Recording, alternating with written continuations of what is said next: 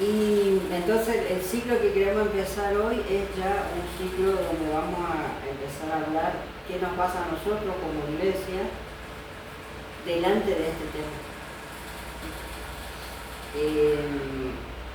Y este video que vamos a ver ahora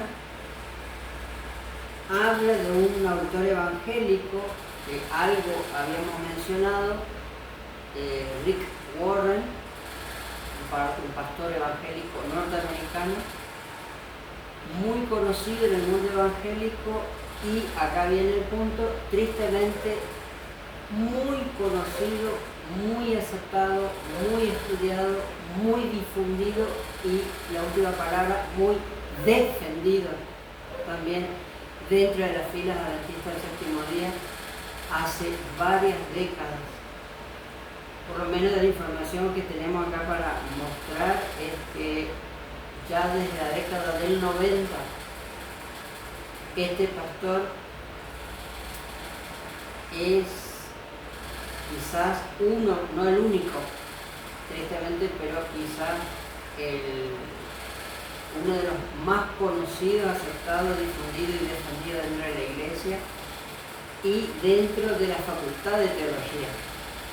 O sea, si usted le pregunta hoy a un pastor adventista recién recibido, en alguna medida escuchó y conoce a este pastor, aunque hay apellidos nuevos ahora, porque este pastor ya está más para jubilarse que para otra cosa, pero su obra sigue y sus discípulos también.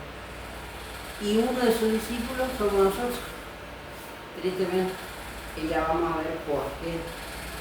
Está subtitulado, quizá va muy rápido el subtítulo y no nos vamos a alcanzar a ver, pero es una entrevista que le hace increíblemente, y acá viene el punto, a este pastor evangélico. Lo entrevista el canal católico de Miami, que es EWTN, un canal puramente católico, que tiene, acá en América tiene, por lo menos tiene 2 sedes, una latina, que está en Miami, y la otra es para Norteamérica en inglés, ¿no? Y este es no es el latino, es el inglés, por eso está subtitulado. Tratemos de entender un poquito por qué va, es una entrevista que se le hace a este pastor, y de ahí más o menos arrancamos con el tema, ¿sí?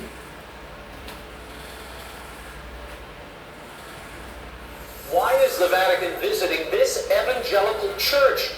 Founder and pastor of Saddleback, Rick Warren, joins us for part 2 of our exclusive interview.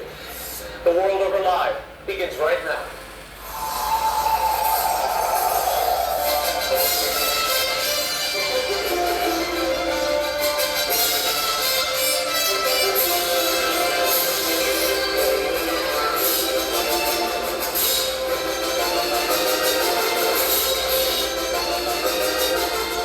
Once again, Raymond DeRosa.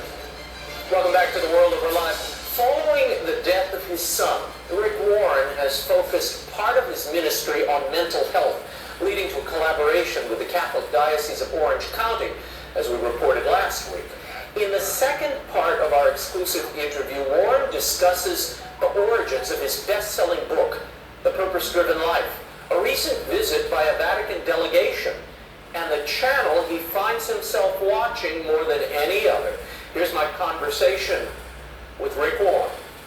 The Purpose-Driven Life is the best-selling book in the world. 36 million plus copies. It's been translated more than any book except the Bible. Yeah.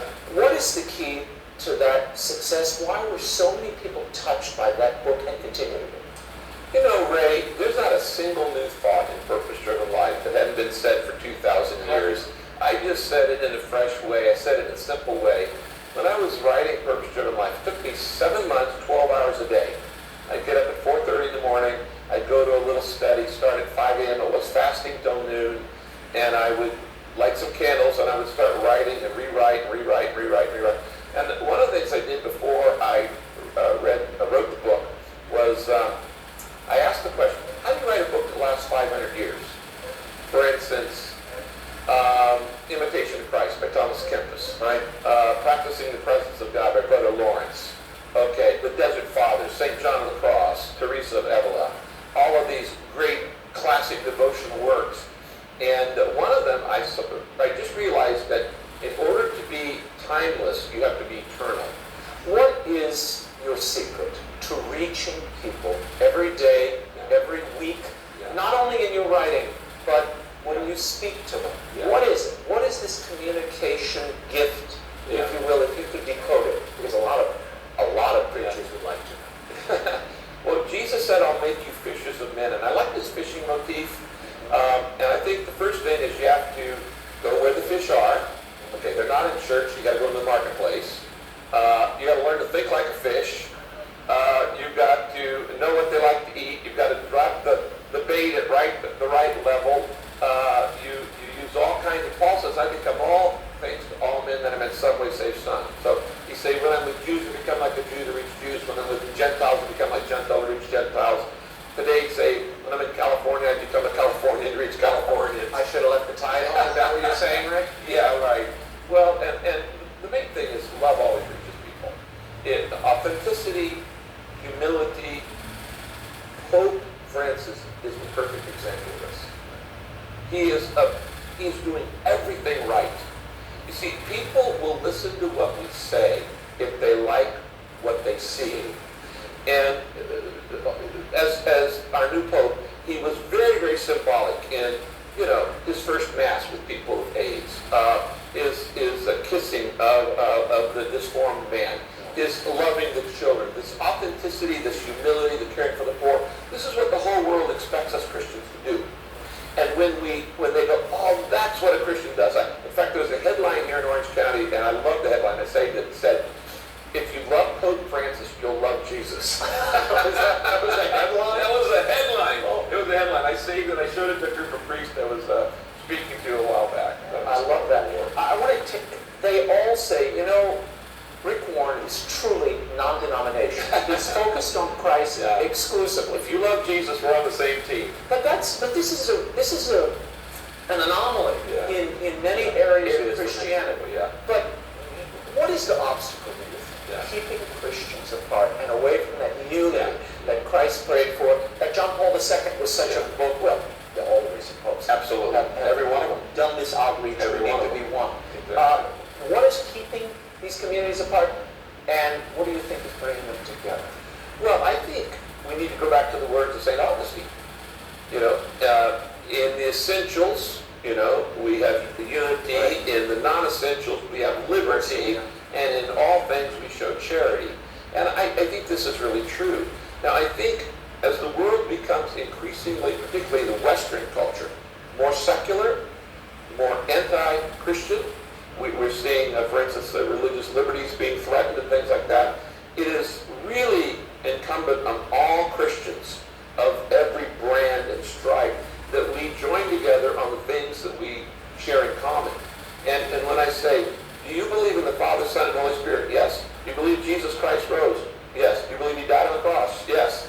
Do you believe in hell and heaven? Yes. Do you believe the Bible is God's Word? Yes. Then we're on the same team.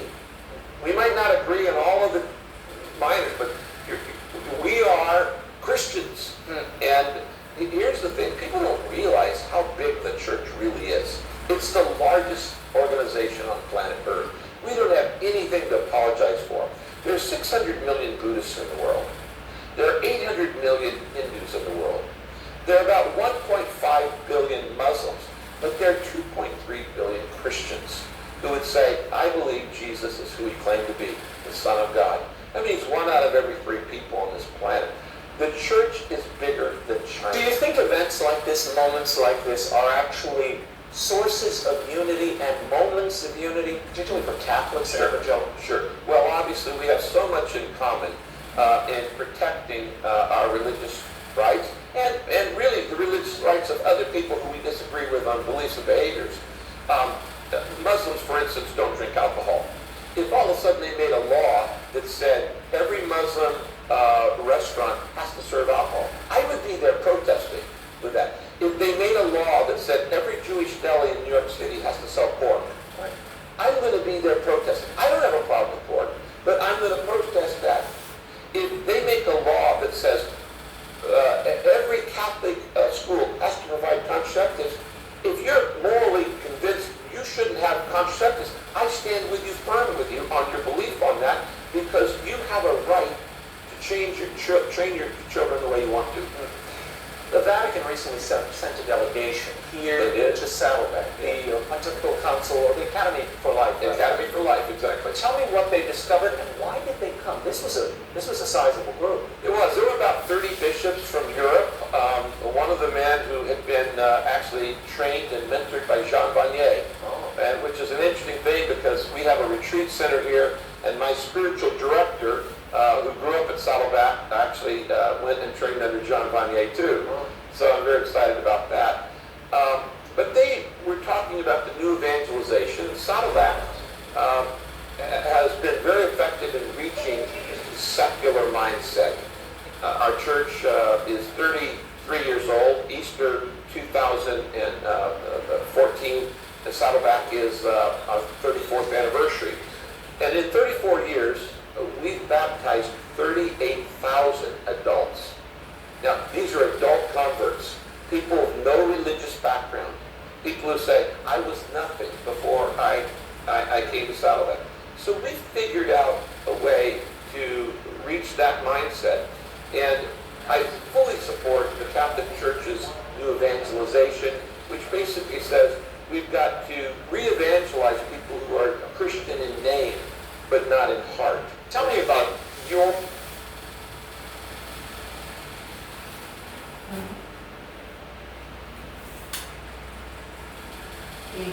Tedioso, ¿Cómo?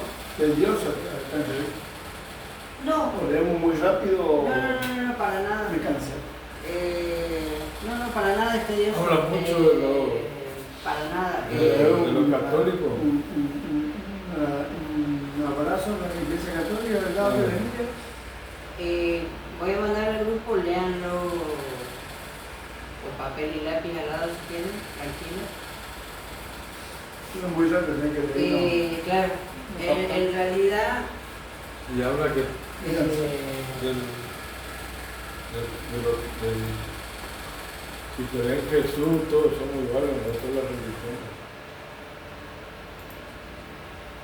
Me gusta la humildad del Papa. No. En realidad hay que prestarle atención a... Se van a contar todo, hermano, el libro que había con propósito también. ¿Cómo? Y ahí ya...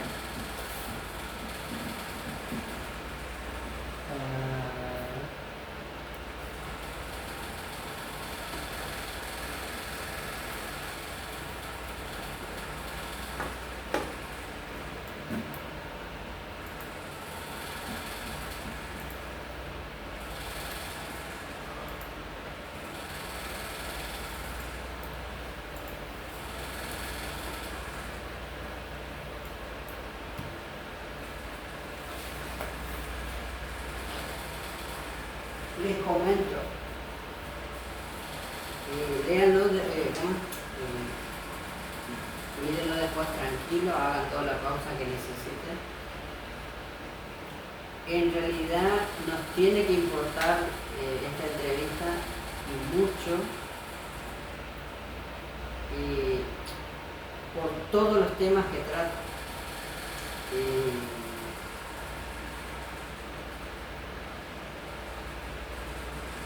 Y vamos a partir por el más básico. La iglesia que este pastor fundó en California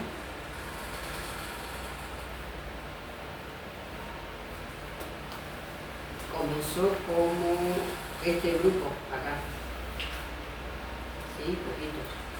Al principio eran cerca de 20 personas. Era una o dos familias. Y después se convirtió en la iglesia de mayor crecimiento en todos los estados de Estados Unidos. Tanto que empezó a ser esta iglesia a ser considerada una iglesia como caso de estudio para todo el mundo. Y tristemente causó la admiración de la iglesia a nivel mundial.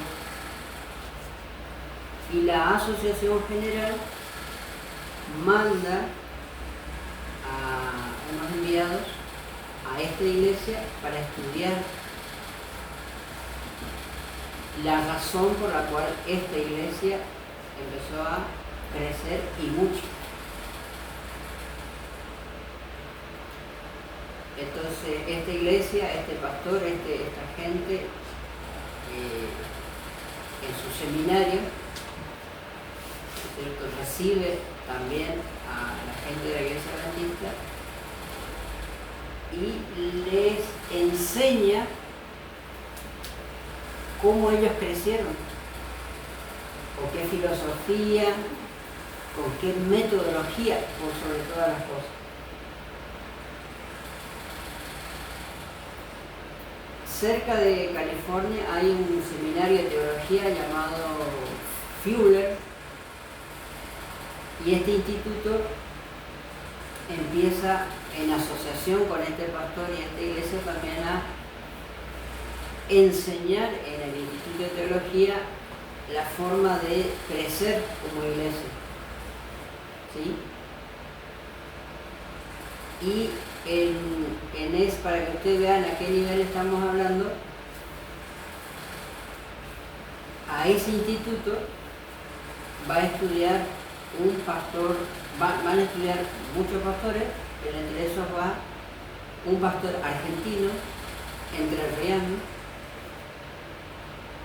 Daniel Roder.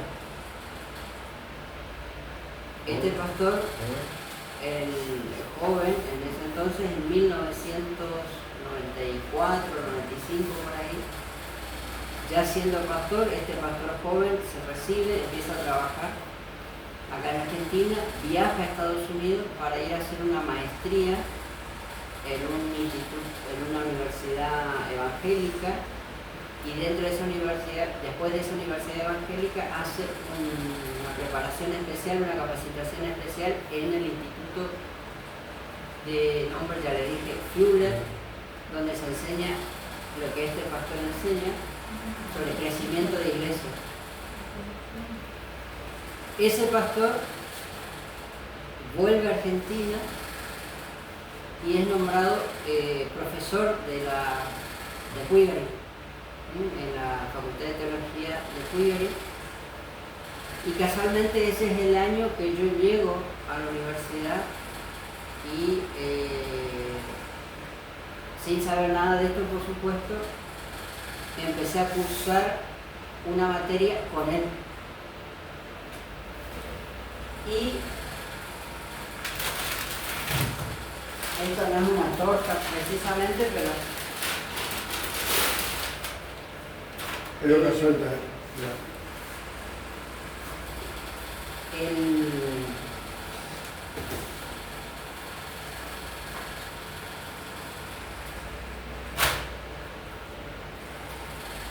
yo curso la materia con él, y estos son los manuales de estudio para cursar la materia con él. Yo cursé esta materia, acá está la otra materia, 1996. ¿Sí? Vamos, Sí, pero le quería mostrar. no se ve nada. Si no, la pantalla no se va a ver los nombres, abrir la capa. ¿Por qué hay que entender y conocer esto? Y prestemos atención porque ustedes creerán que yo le estoy hablando de algo lejano, pero esto está presente. Villa Raquel, Yapeyú, la Iglesia Central, está repartido por todo el mundo, así que prestemos atención porque no estamos hablando de algo extraño, estamos hablando de algo muy presente, ¿sí? Este pastor se educó con Rick Warren, en pocas palabras, ¿sí? Y toda la metodología. ¿Y por qué dos manuales? Porque este manual que se estudió tiene que ver con el culto, con la forma en que adoramos en la iglesia. ¿Por qué adoramos? ¿Cómo adoramos? ¿Por qué nos sentamos? ¿Por qué nos paramos? Vamos a dar un ejemplo. Muy probablemente ustedes no se acuerdan, no se dan cuenta, ojalá que sí se acuerden, porque si no se acuerdan estamos mal, porque mañana va a venir un papa a predicar en nuestro púlpito y nosotros ni nos vamos a dar cuenta. Pensemos un poquito.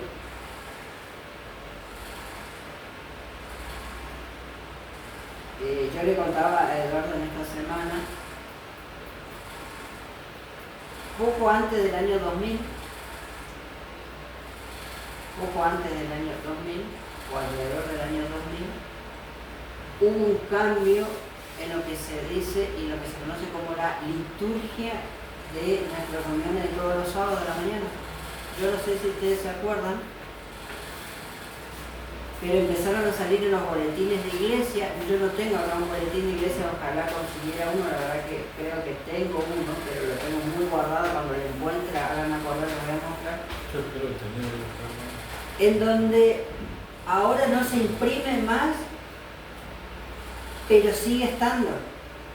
A ver, es como que yo le venda cualquier producto, no dice arroz, pero sigue siendo arroz adentro. Bueno, en los boletines de iglesia empezó a salir a propósito para poder formar una nueva costumbre. ¿Quiere que apague, no? Más mínimo, no.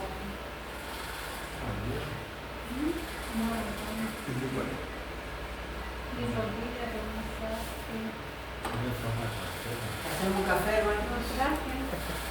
Un café, ¿no? ¿No tiene algo? Una mantita. No, no. Atrasada, No. Mira, hermano. Mira lo que le está diciendo.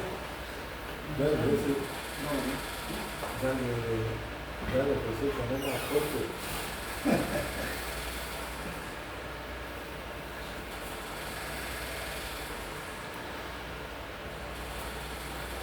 ¿Apagamos el ventilador? ¿Te pasa escuchando mi puerta? Me encanta tu mantita. No voy a entrar ahí, Una hermano. mantita. No sé qué que No voy a entrar ahí. ¿Un cafecito, hermano? No, ¿Un bizcochito lo que usted trajo? No, Así por que- ¿Está como está, Juan? Bueno, El aire. ¿qué hacemos acá? ¿Graciela es la que se quejaba de ella? Graciela, No, Graciela. para mí estaba bien. va, bueno, son más del Polo Norte, te llevamos ahí, va. Ah, para hacer una parte de vidrio y una sala Espera, ¿qué hacemos? cámara. Terminamos la reunión Una acá, porque calefacción. uno se duerme, el otro quiere ir, el otro se fue al baño, el otro tiene frío, el otro está aburrido, el otro que dice que el video no entiende porque tiene el subtítulo muy Vamos a largo. hacer dos salas, una Terminamos acá, calefacción y una cosa. ¿Seguimos? De costado no se puede ir bien. Bueno, a ver. Para mí está bien, hermano, el aire. Bueno, mira, vamos a hacer una cosa. Bueno, hermano, ya tiene la mantita. Poner más fuerte. Ahí está. Le ponemos 22, ¿sí? Ley de Medopersia, ¿está bien? Pero eso no tiene para que vaya para arriba. Ah, sí, espera. Sí, No. tiene razón. Tiene Ahora razón. Siempre me olvido. Sí, para que no golpee de vivienda. Ahí va. Alto. Espera, hermano. Si usted no me decía, no me daba cuenta. Bueno, ¿empezamos de vuelta? Bueno. Familia, esto es demasiado importante para no darle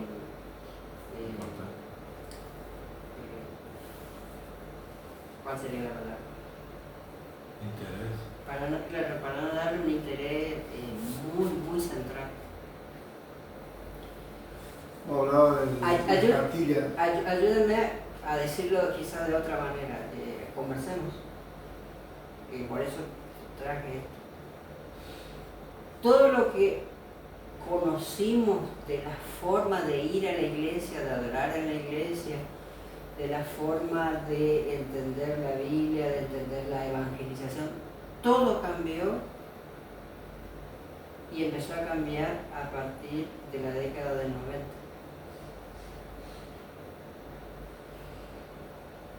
Pero no se hizo, no sucedió por accidente y no se hizo por accidente. Se hizo con Rick Warren y no estamos exagerando.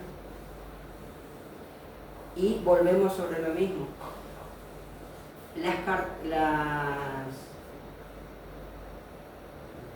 Los boletines de iglesia que traían el orden del culto, que ahora yo he visto que sale poco, pero ya voy a conseguir alguno que tenga, o quizás pida, si sale digital, yo voy a pedir que alguien me mande de Puigari, porque yo hasta donde recuerdo se sigue haciendo allá, y es lo siguiente, y puede parecer muy minúsculo, pero acaba el punto.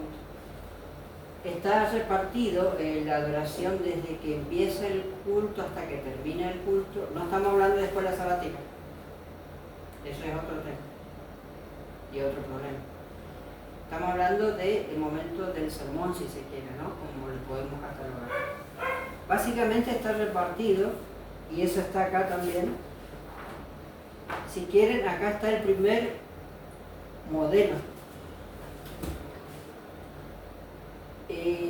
Tiene una primera parte donde básicamente sería como, vamos a resumirlo así, como las alabanzas, ¿sí? Después viene la parte de las ofrendas y después viene la parte de la presentación del sermón. Y ustedes dirán, pero ¿cuál es el problema?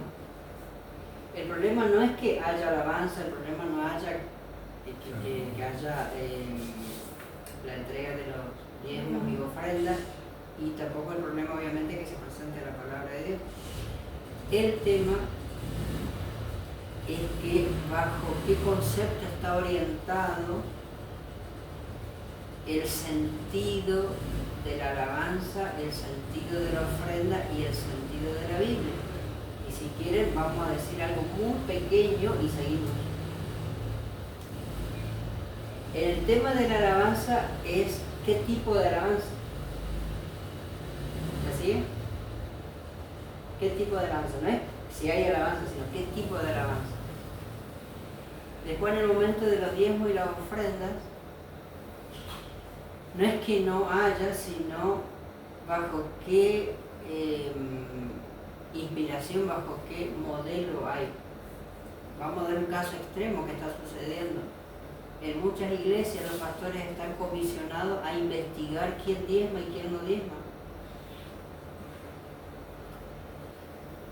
Casualmente esta semana, no importa quién, pero me informan desde otro país que el pastor anda controlando con el tesorero quién diezma y quién no diezma para llegar a su casa y supuestamente en base a eso decidir y definir su condición de hermana iglesia. Un ejemplo, ¿no? Y ahora la presentación de la palabra es, sí, no solo qué se predica, sino con qué Biblia se predica. Ahí está el tema de las versiones bíblicas, por ejemplo. O bajo qué modalidad, bajo qué sentido se predica, no solamente del tema.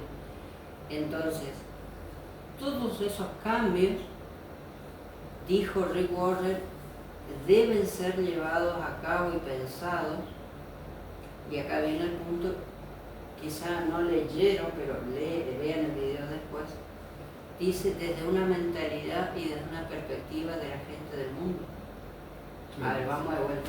Él dice, Jesús nos mandó a pescar, a ser pescadores de hombres. No tiene el pensamiento del pescado. Y él dice, yo para pescar tengo que pensar como el pescado. Y parece gracioso, parece ridículo, pero es gravísimamente grave. Y no es nada ridículo porque la Asociación General de nuestra Iglesia asumió ese concepto y hoy vivimos ese concepto. Vamos a dar un ejemplo.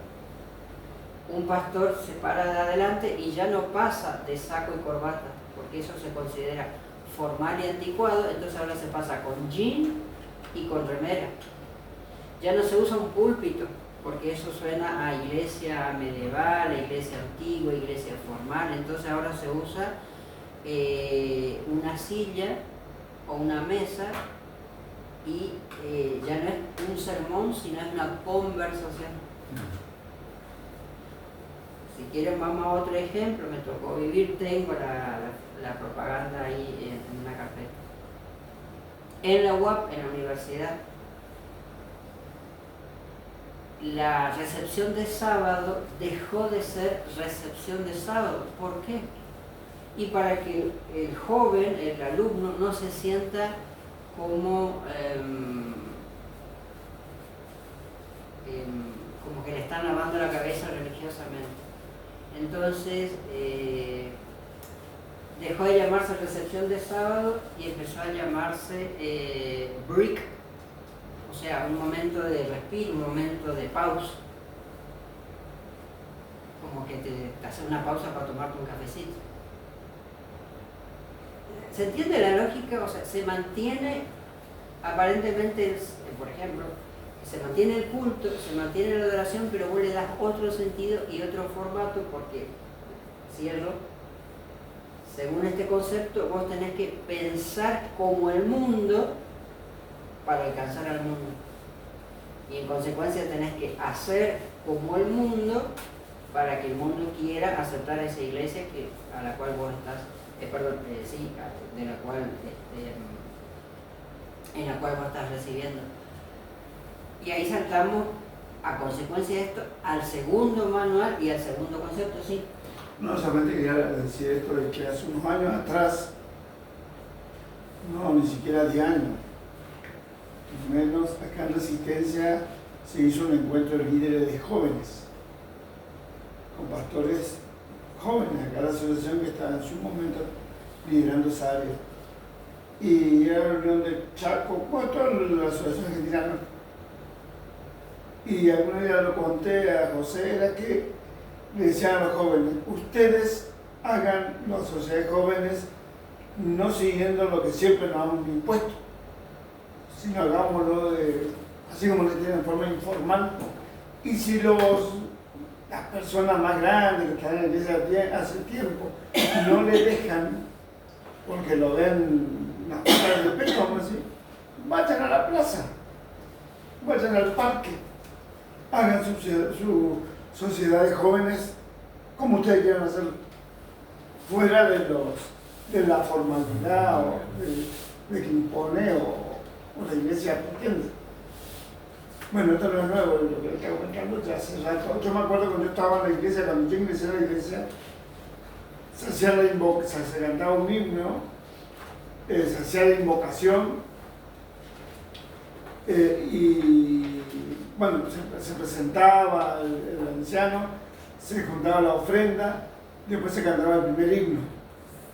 Se cantaba el primer himno y ahí nos arrodillábamos y hacía la oración la persona que estaba en el frente de la plataforma. Después con 2 años vino la orden del agua, justamente capaz que conocía con el tiempo que le está diciendo, de que teníamos que cantar a medida que antes de arreglarlo, oh Señor, ahora mi problema quiero dejar. Y bueno, después al postrarme humilde antes, allá arreglarnos recién todo. Creo que se hace hoy en día. Es decir, eso fue lo que nos cambió, ese formato y bueno, otras cosas que con el tiempo se fueron dando. Eso es lo que pasa. Y vamos a insistir sobre lo mismo. Puede parecer que es un simple cambio de formato y que siempre es bueno modificar algo porque lo queremos hacer, que si yo antes no usábamos proyector, ahora usamos porque ahora hay.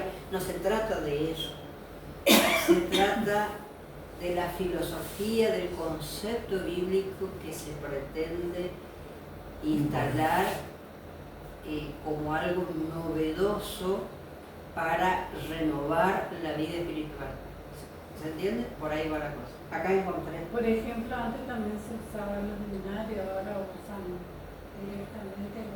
Por ejemplo, porque se considera que el himnario ya es muy viejo, muy pasado de moda, entonces ahora hay que usar otro estilo de música. Y el problema no es que no haya música, ojalá yo pudiera conocer de música y hacer un himno, pero no se trata de eso, se trata de por qué decís que tenés que dejar el himnario y por qué decís que tenés que aceptar otra cosa, ¿no? El tema es que cuando dejas el himnario, por ejemplo, y aceptas una música nueva, estás aceptando una música que se escucha en todas las iglesias evangélicas que buscan la Aparte famosa. para la iglesia también es una comodidad.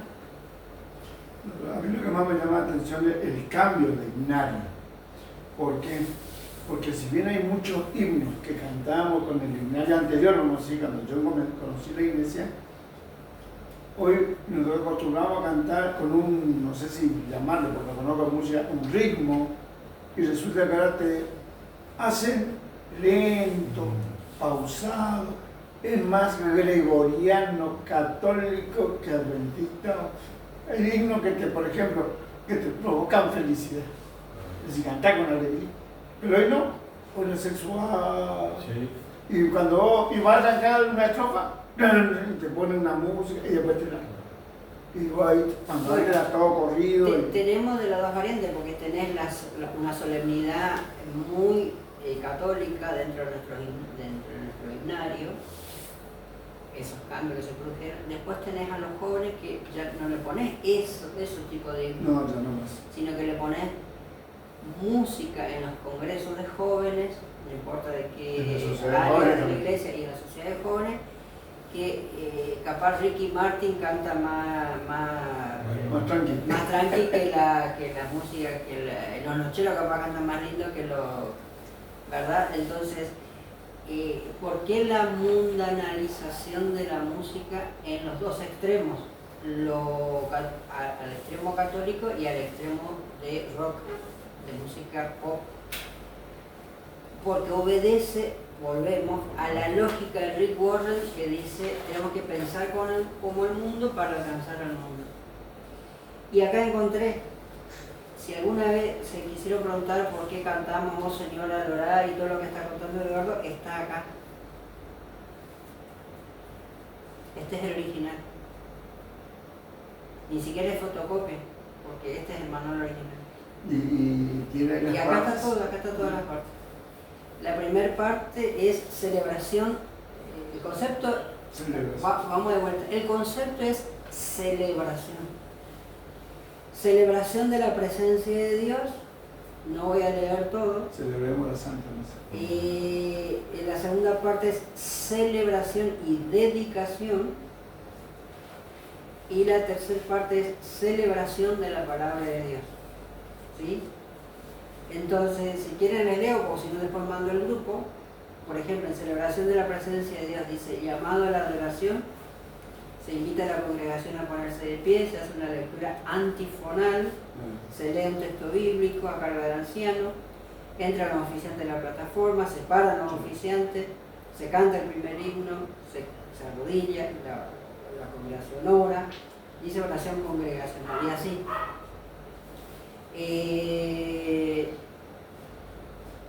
Acá está el famoso me paro, me siento, y el tema es el siguiente.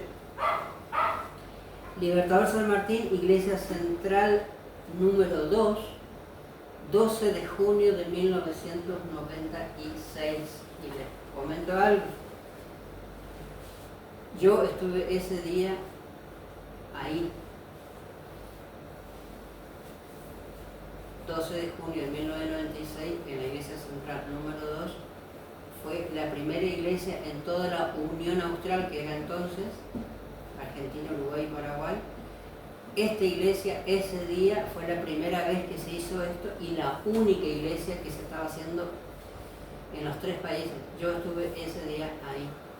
Pero antes de ese sábado de estar ahí, y ustedes se preguntarán por qué tiene fecha. ¿En dónde? ¿En el Chaco? No, Libertador San Martín, Ah, Entre Ríos, después ahí.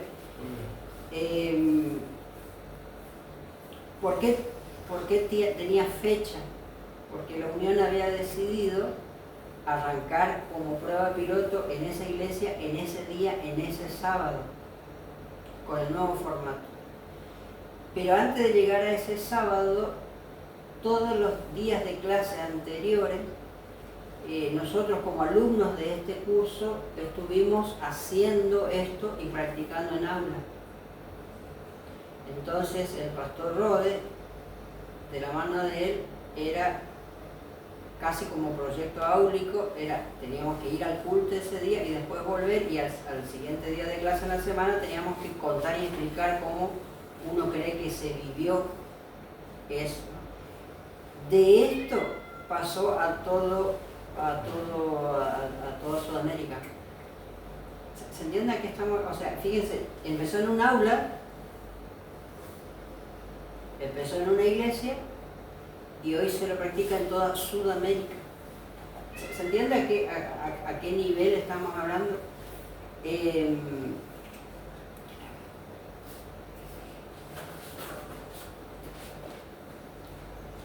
¿Por qué se hace esto? Y vamos al segundo manual. Se considera que se hace este cambio para que el culto sea atractivo. Vamos de vuelta a ver si se sigue el orden, ¿no? ¿Por qué se hace este tipo de culto? Para que no se aburran, ¿se entiende? Para que nadie se aburra. Para fijar la atención. Para que nadie se aburra en el sentido de el culto debe ser explícitamente atractivo y supuestamente es la manera de alcanzar a la nueva mentalidad del mundo, ¿se entiende? Se supone que ¿por qué necesitábamos un cambio? Yo les pregunto, ¿por qué creen ustedes que supuestamente necesitábamos un cambio en nuestro culto y manera de adorar? Vamos de vuelta, ¿por qué? Quizás para prepararnos para lo que venía después. No, pero aparentemente, ¿cuál es el buen sentido o la aparente necesidad de decir, che, cambiemos nuestra manera de culto y adoración porque nos está pasando qué? No sé, ¿lo escuchas? Estamos alejando de Dios, nos falta un acercamiento más, una mejor devoción. Carlos, ¿a vos te gustaría cambiar el culto? ¿Que sea diferente? ¿Algo? Y yo digo que le da, supuestamente lo que yo veo, ese formato le da una mayor concentración. No. Oye, si vos tenés que ir a mirar a la iglesia y decir, vos sos anciano de la iglesia, tenés que decir, vamos a cambiar esto. ¿Qué cambiaría? Y yo muchas veces, cuando yo estaba hace un tiempito atrás ahí en jardín, yo propuse muchas veces que no se haga muy esa liturgia, muy de pararse, todo eso. Bueno, sé que eso viene del río. Bueno, si alguna vez te preguntaste por qué está acá. Vamos a cerrar la idea. Si una iglesia aparentemente, el concepto que se maneja a consecuencia de Rick Warren dentro de la iglesia, y Rod estudió con ellos, el concepto que se maneja es iglesia saludable, iglesia enferma. ¿Sí? Y eso, si ustedes lo quieren leer, está acá, yo lo voy a digitalizar después. Vamos de vuelta. El concepto que se maneja es iglesia saludable, iglesia enferma. El pastor Rode es doctor en teología. La tesis que él hace es de qué? Es de este tema, iglesia saludable, iglesia enferma. El tema es de dónde se saca el concepto de iglesia saludable e iglesia enferma, de un libro de Patriarca y Profeta, de un libro de Elena del Conflicto de los Siglos, ¿de dónde? No, el concepto que se saca de iglesia sana, iglesia enferma, es del abuelo espiritual de Rick Warren. O sea, ya no de Rick Warren, sino del que le enseñó a Rick Warren. O de uno de los que le enseñó a Rick Warren, que es, para que no nos perdamos y entendamos, el abuelo de todo esto, moderno por lo menos,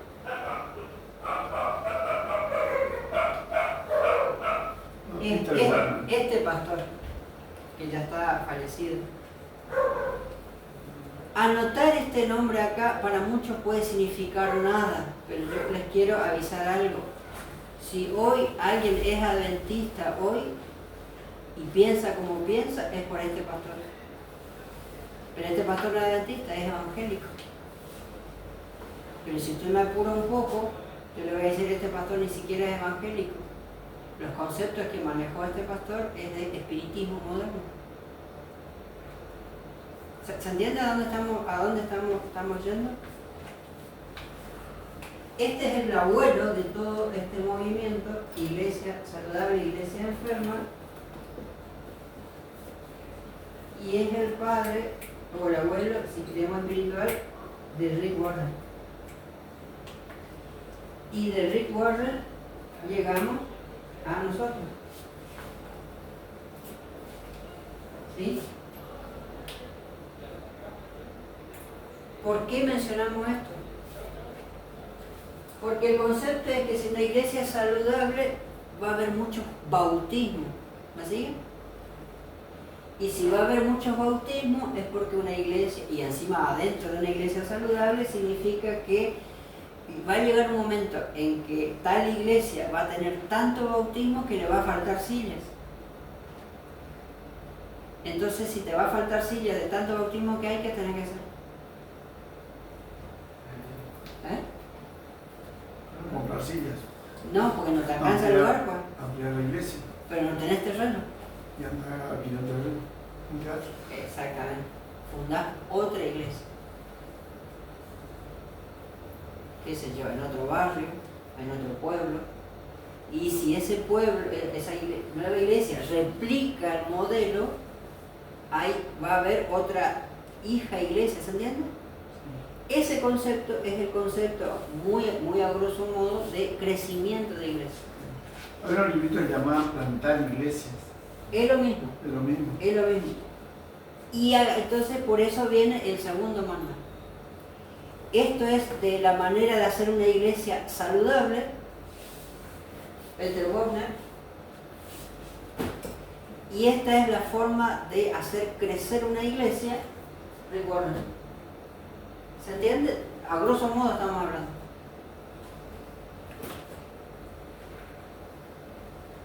El problema es que este pastor estableció principios para que una iglesia sea saludable y Rick Warren estableció principios para que una iglesia sea una iglesia creciente. El pastor estudió con estos dos, la Asociación General estudió con ellos dos, y hoy en todo el mundo, no importa qué iglesia adventista usted visita, hermana Hilda, usted está estudiando a esta gente. El problema, a ver, vamos a decirlo de otra manera. ¿Recordamos lo que es actividad misionera o no? O ya esa palabra ya está fuera en el vocabulario. No, actividad misionera es repartir libritos.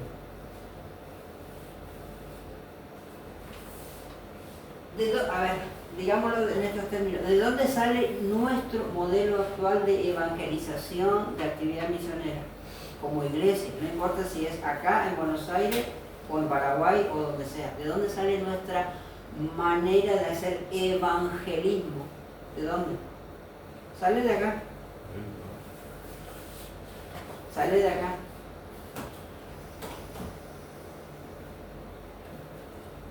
¿Qué es lo que estamos haciendo hoy, este sábado? Estamos inaugurando, estamos abriendo esta temática porque vamos a tratar de ir en orden en relación a esto para poder identificar dónde estamos parados, pero no solamente identificar dónde estamos parados como iglesia, sino yo qué hago. Porque yo puedo decir, sí, la iglesia va a estar yendo para este lado, pero yo cómo me cuido, yo cómo hago para crecer como adventista, pero salir de este pantano.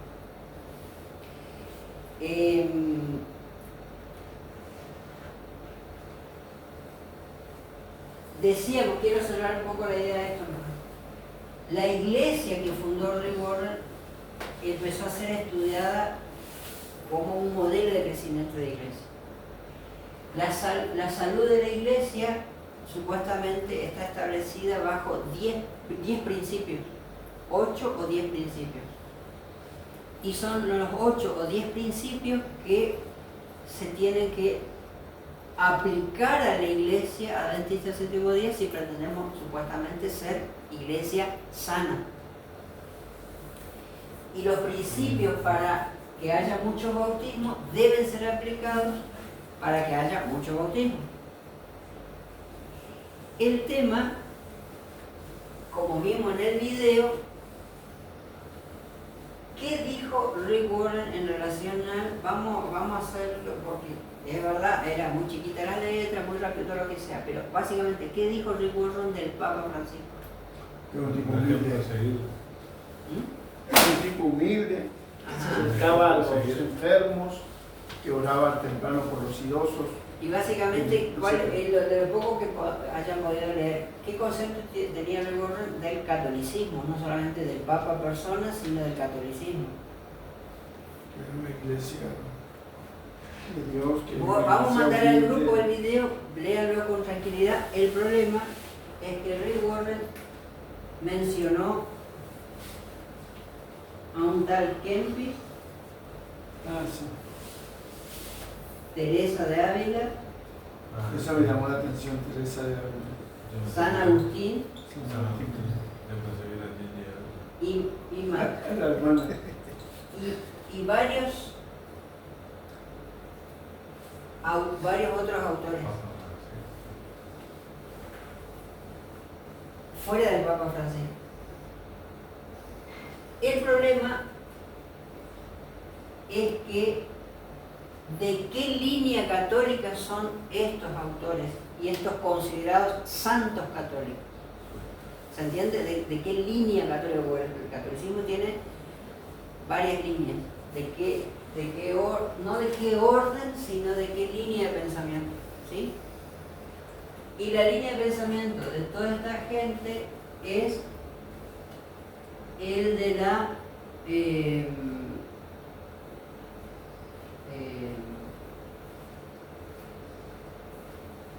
Rick Warren le dice devocionales, pero en realidad es de la línea de que son monjes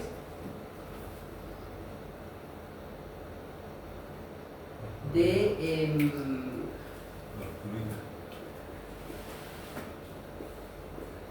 básicamente de ejercicios espirituales. ¿Sí? Jesuita, ¿no fue? Que anterior o posterior a los jesuitas están en la misma línea. ¿Se entiende?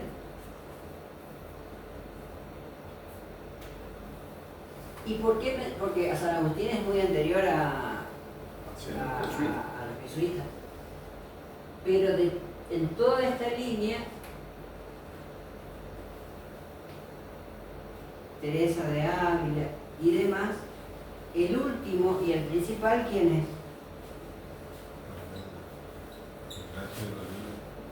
¿Sí? Ignacio de Loyola. Menciona un pastor en la entrevista, un sacerdote católico, quien dice le ayudó a fundar su iglesia. ¿Sí? La iglesia de Rick Warren. Ese sacerdote es jesuita. Sí, un amigo. Vean después el video, yo les cuento así rapidito, veámoslo rapidito. La iglesia de Rick Warren está basado en los principios jesuitas de meditación y oración, y consecuentemente el crecimiento de iglesia está fundado también en los principios jesuitas de funcionamiento de una iglesia. El libro que él escribe, no sé si usted ve que la entrevista empieza pidiéndole que explique por qué su libro tuvo tanto éxito. ¿Sí? Por eso hay que ver la entrevista de vuelta. El libro es este.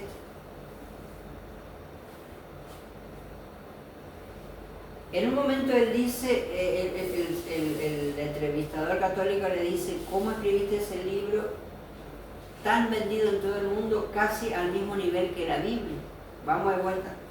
¿Ustedes creen que la Biblia está transformando el mundo? Dice que superó la venta de... Pero sígueme la pregunta, ¿ustedes piensan que la Biblia está transformando el mundo? Si me dicen que sí, hoy es la última pregunta. No, porque nadie lee la Biblia. No, muchos están leyendo la Biblia. Sí, pero todos leen en base a lo que dicen esto. Estamos hablando de Biblia, sigamos el pensamiento, pero sí, es verdad. Muchos están leyendo. ¿La Biblia es el libro más vendido del mundo hoy, sí o no? Sí. Sí, es el libro más vendido del mundo. No hay otro que le supere. El problema es qué Biblia. Ya vimos todo el tema de la Biblia. Listo, ese problema bien. Y este aparentemente se lo coloca a un nivel casi igual. Y uno dice, yo no le doy ni 2 pesos a esto. Sin embargo, Rick Warren dijo algo que hay que prestar atención. Él dice, le pregunta, ¿cómo es posible? Y él le dice, yo me encerraba en mi estudio, no sé si leyeron esa parte, dice, prendía unas velas a partir de las 5 de la mañana y estaba hasta el mediodía en ayuno, escribía el libro y pensaba cómo hacer cómo escribir algo que dure 500 años. Esa parte que él dice eso hay que prestar atención. ¿Por qué? Porque hay otro librito que ya va yendo hacia los 500 años. ¿O ya va 500 años? Cerca de los 500 años. Este librito que está en mi mano, Los ejercicios espirituales de Ignacio de Loyola, va cerca de cumplir 500 años.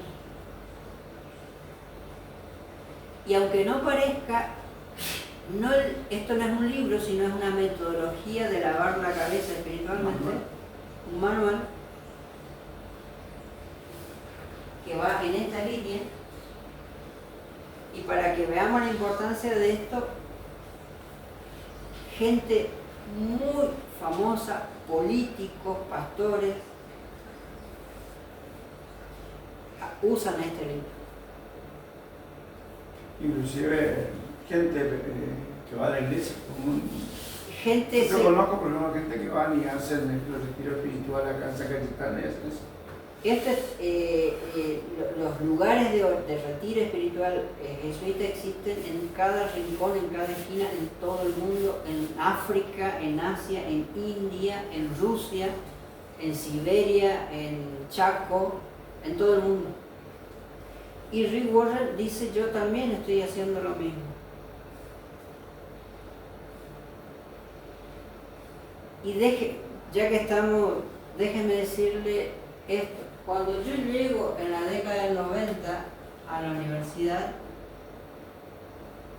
y no estoy hablando de mí, estoy hablando de la universidad, yo llegué a la universidad en 1995 acá, en nuestra Universidad Adventista. Pregúntele a cualquiera que haya ido en ese año, en esa época, a nuestra Universidad Adventista, usted llegaba y antes de ver el...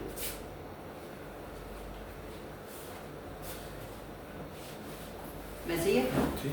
Antes de llegar a la universidad y antes de que usted vea el cartel de la universidad, usted veía un libro de Peter Wagner. Vos te ibas a la biblioteca de la universidad, alguien no sé si conoce allá en la universidad. El libro de la biblioteca estaban los libros de él. La biblioteca que ustedes conocen hoy no era original, eso era una cancha de fútbol.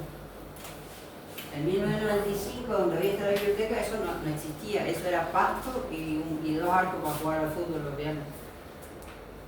Era otro, no importa, pero era la biblioteca igual, estaba en otro lugar.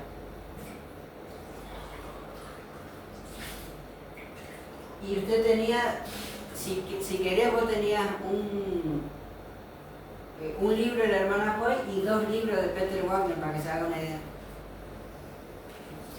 Se leía, se estudiaba, se promocionaba, se hacían reuniones y se enseñaba en clases. Acá está, esta está llena de Peter Wagner.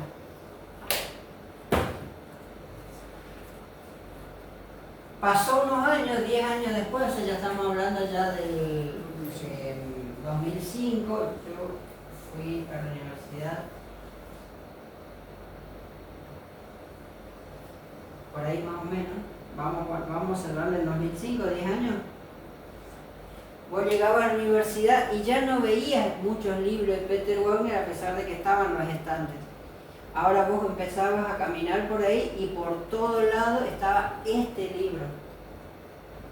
Y el otro libro que se llama, este se llama Una vida con propósito, el otro libro se llama Una iglesia con propósito. Los dos libros, más este que el otro, porque el otro estaba casi más destinado para la Facultad de Teología y esto para todo el mundo leía esto. Les cuento un solo caso. Uno de los últimos trabajos que yo tuve en la universidad fue en seguridad, entonces a mí personalmente me tocaba abrir y cerrar todas las oficinas de todos los niveles, menos rectoría. Yo era el encargado de abrir y cerrar la universidad de punta a punta. Y me tocó en una oportunidad, porque sonó la alarma de seguridad, tuve que ir a apagar la alarma en el edificio de asuntos jurídicos de la universidad. Entro hay un detalle más, pero lo cuento. Y entro, apago la alarma y entonces había una pequeña, muy pequeña biblioteca en el centro jurídico de la universidad.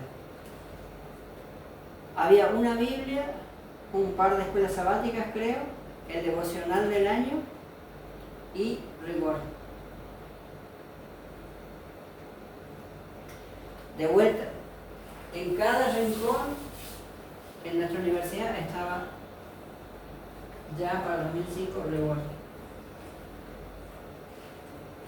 El problema es el siguiente, y lo cerramos y lo vamos a ir desarrollando. Este libro, yo les leo a ver si les suena a algo.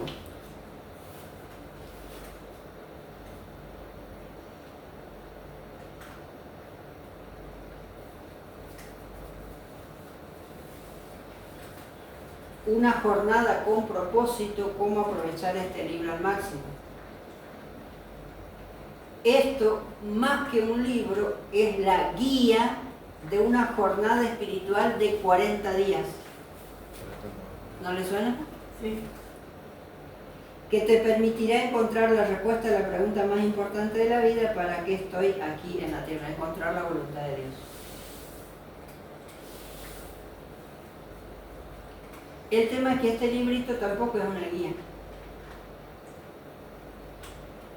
Y si usted va a la página del Vaticano, lo vamos a mostrar el sábado que viene, no lo vamos a mostrar ahora.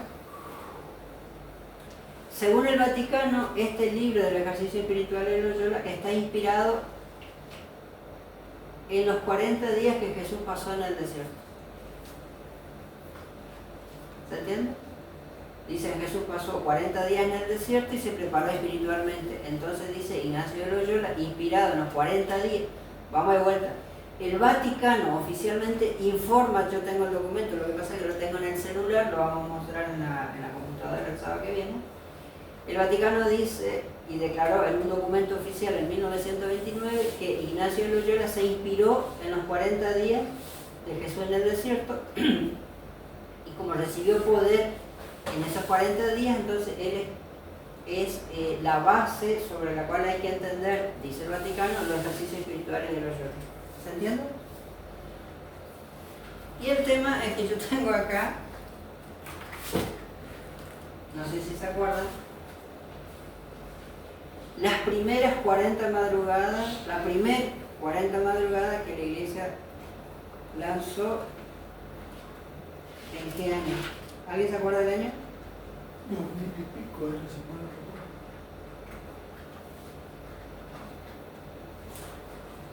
2009. 2009. Pensé que era mucho antes.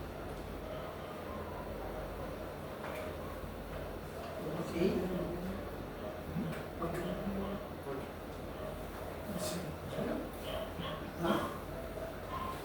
Déjenme cerrar con esto, hermano, familia, para que entendamos.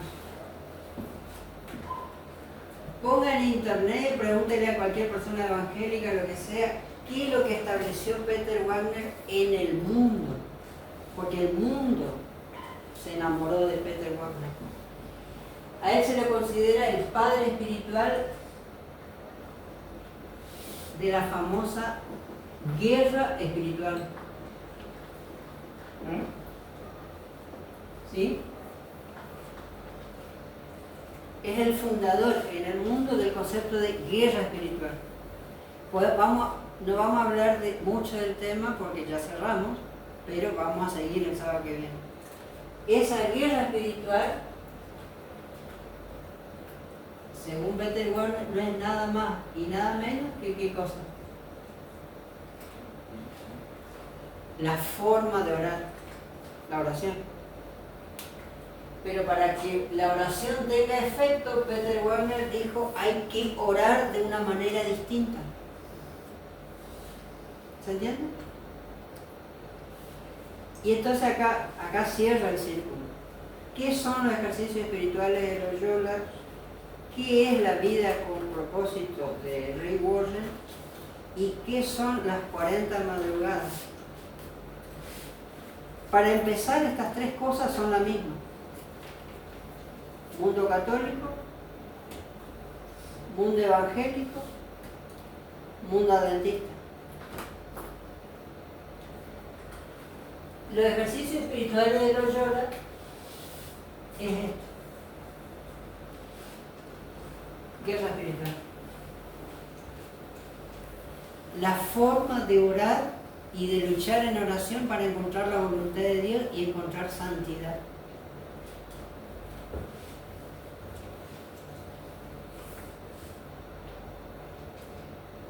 Y hay algo que me preocupa.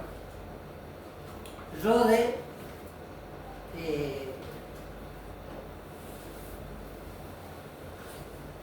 escribió un libro de todo esto. Ese libro usted lo puede comprar hoy si quiere, y si alguien lo quiere, lo vamos a ir viendo. En ese libro, él básicamente dice lo siguiente. Y no les miento, el sábado que viene les muestro el libro, ¿sí? Este pastor que fue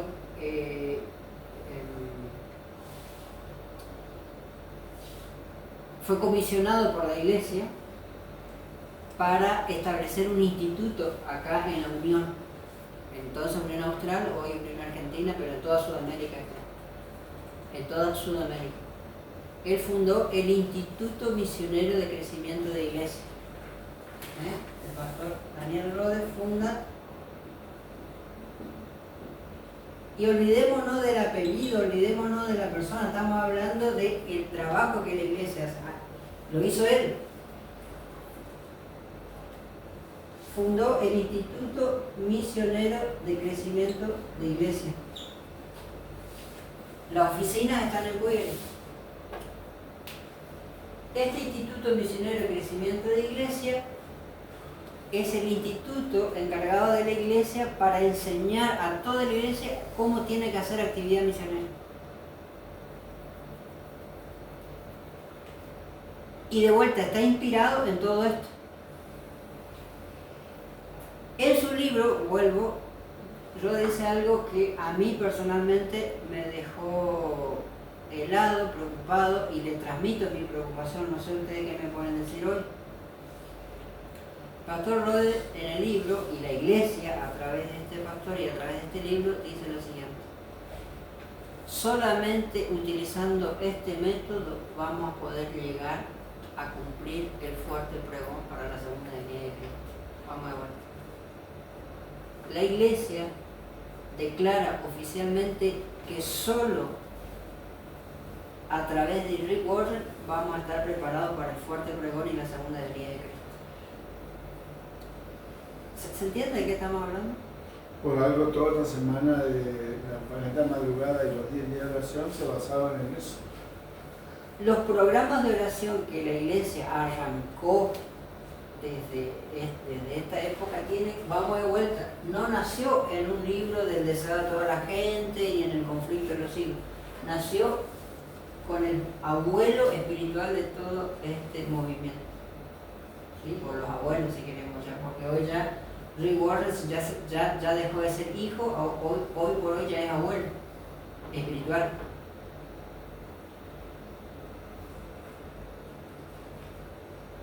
Cerramos con una cita y algún voluntario para hablar, pero les quiero mostrar esta cita para terminar.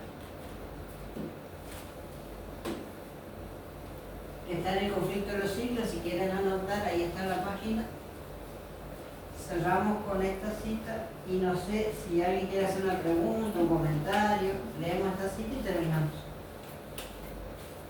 O si alguien tiene una duda, o si alguien piensa que estamos exagerando, o si le estamos dando demasiada importancia a esto, no sé, los escucho.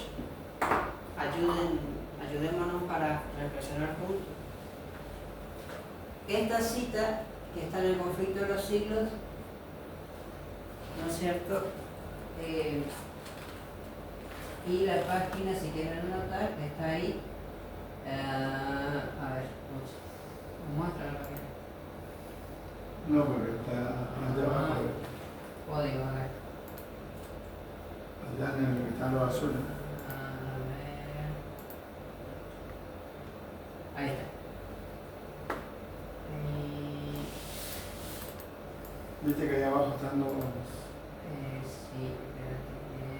Con referencia ahí. No importa, después lo buscamos, no la página. A ver. Acá está. 548.2, ¿sí? ¿Se alcanza a leer? ¿O le agrandamos la letra?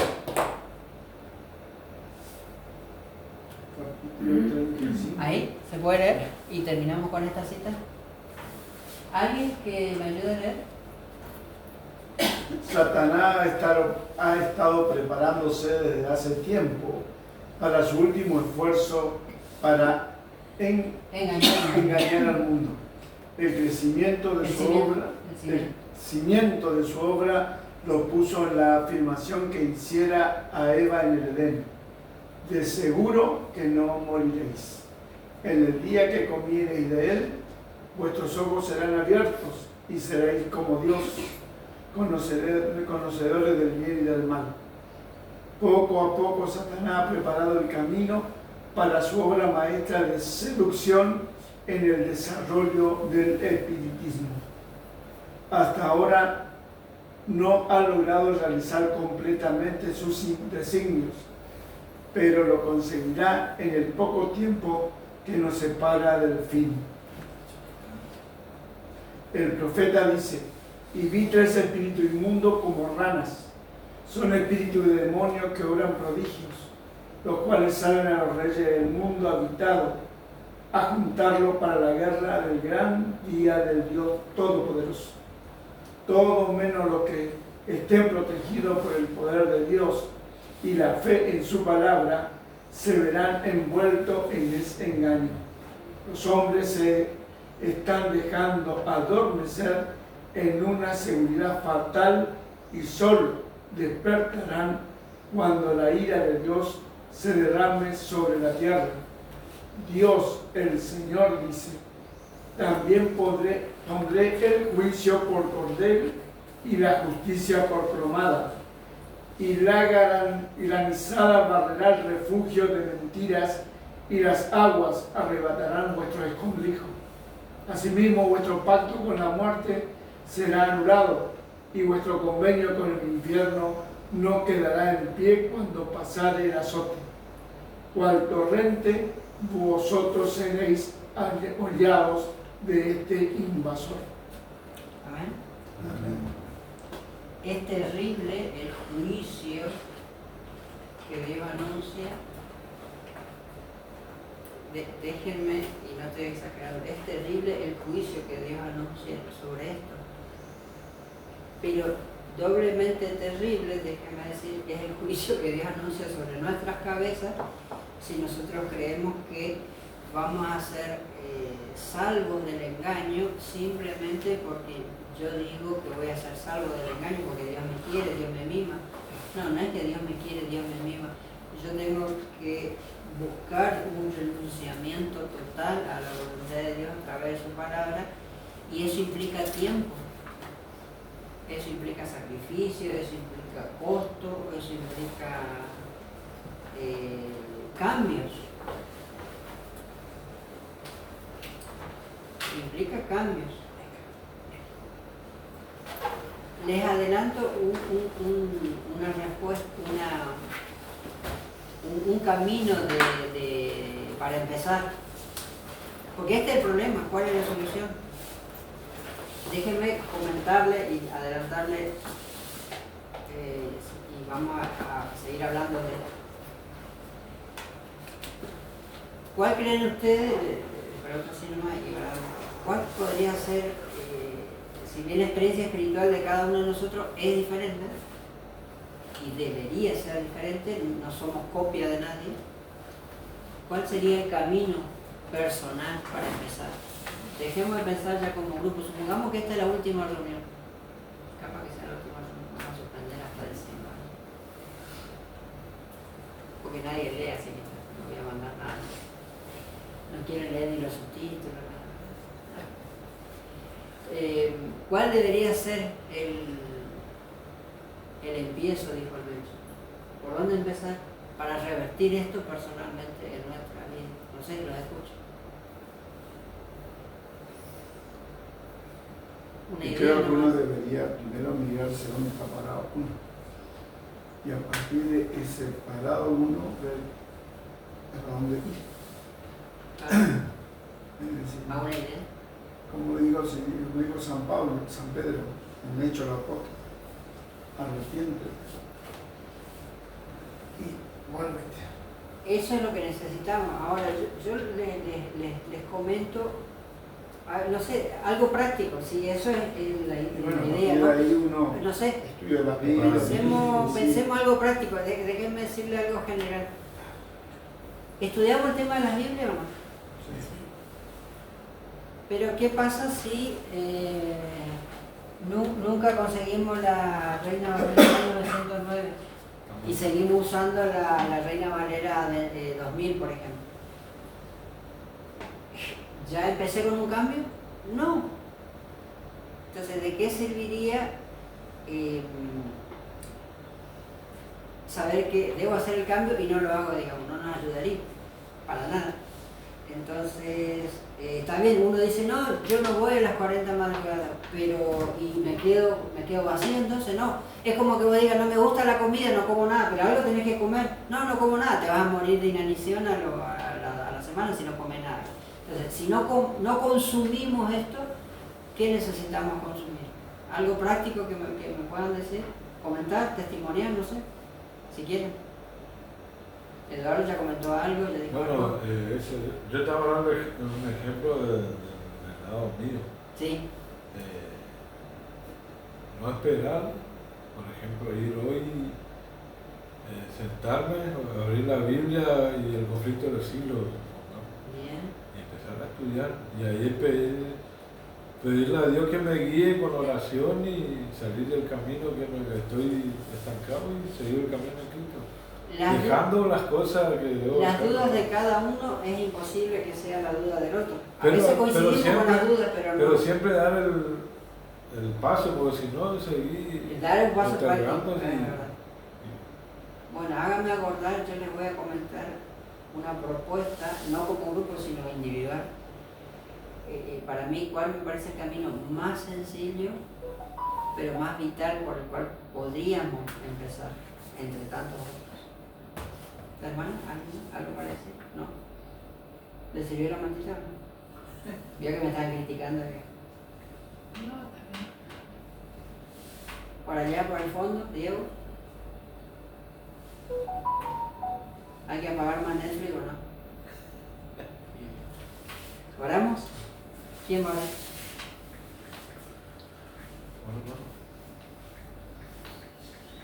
Señor, te damos gracias por la guía que tú nos das a través del estudio de tu palabra, a través de las cosas importantes que tú nos quieres mostrar para que caminemos y nos mantengamos en pureza, Señor, y poder seguir adelante y no estar embullidos en este mundo que perece. Queremos pedirte que nos des mucha luz, que tus ángeles no nos pierdan de vista y siempre sigamos en tus caminos. Gracias por el amor que nos da, protégenos y acompáñanos en esta semana y que nos dé el poder para poder depender de tu palabra. Te lo pido en el nombre de Jesús. Amén.